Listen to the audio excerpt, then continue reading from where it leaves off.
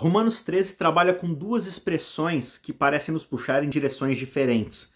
Pelo menos na forma como geralmente a gente enxerga isso. Claro que a gente está falando de variações da língua portuguesa aqui, mas a primeira expressão é a das autoridades que existem, dos poderes constituídos.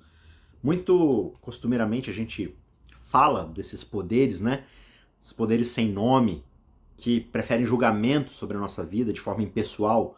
Aparentemente, em sua infinita sabedoria, as autoridades que existem decidiram acabar com a velha política. Os poderes constituídos, né? Esses poderes lá de Brasília, essas autoridades lá de cima dos tribunais, decidiram que nossa vida vai ser assim ou vai ser assado.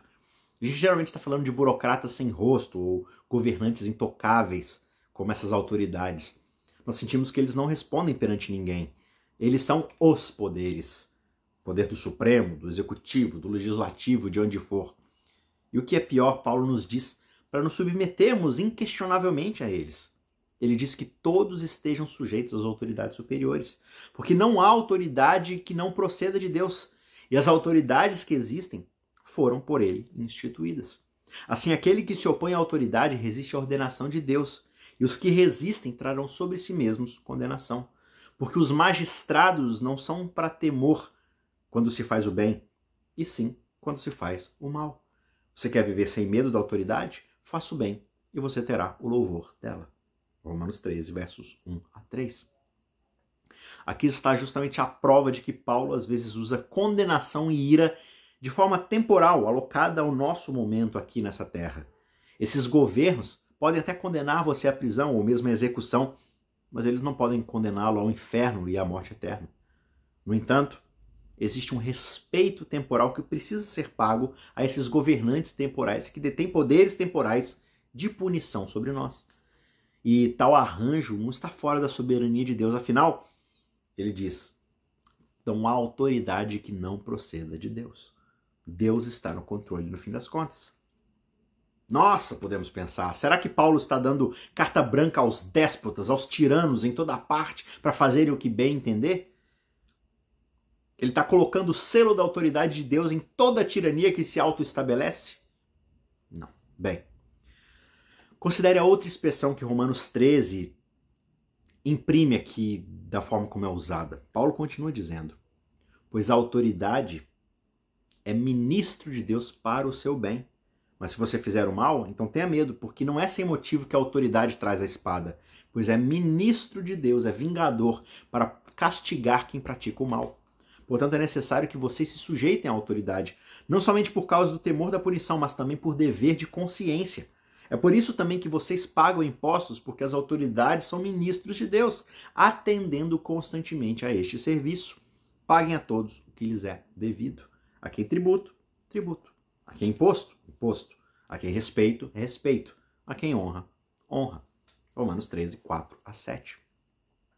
O verdadeiro status de um governante é o de ministro, ou seja, em outras palavras, o de servo.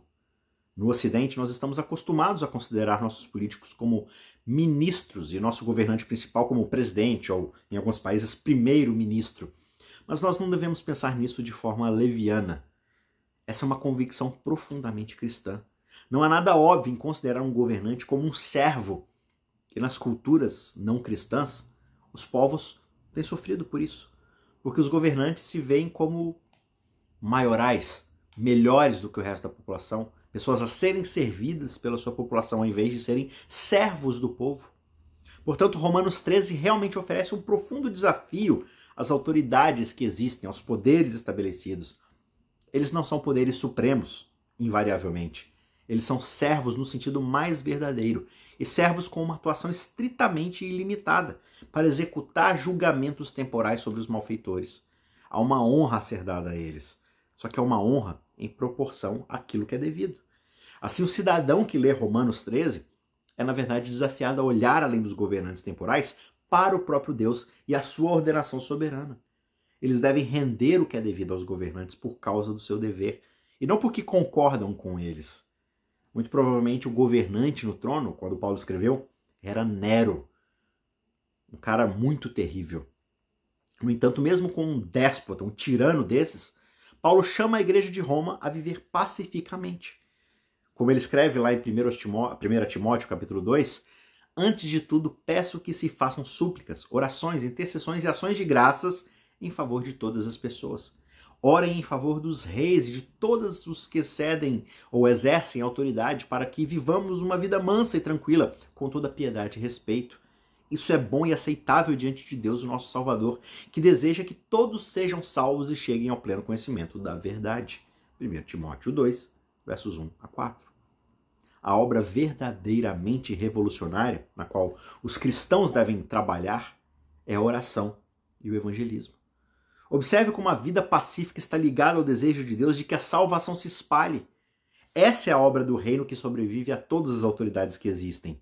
Esse dever deve ser o nosso foco. Mas para os governantes que leem Romanos 13, há também um grande desafio. Eles não devem dominar o povo de forma tirânica, eles devem servir o povo. Porque todos os governantes devem se inspirar no governante de todos os governantes, no Rei dos Reis. Como Jesus disse para os discípulos, lá em Marcos, no capítulo 10, vocês sabem que os que são considerados governadores dos povos os dominam e que os seus maiorais exercem autoridade sobre eles. Mas entre vocês não é assim. Pelo contrário, quem quiser tornar-se grande entre vocês no meu reino, que se coloque a serviço dos outros. E quem quiser ser o primeiro entre vocês, que seja servo de todos. Pois o próprio Filho do Homem não veio para ser servido, mas para servir e dar a sua vida em resgate por muitos.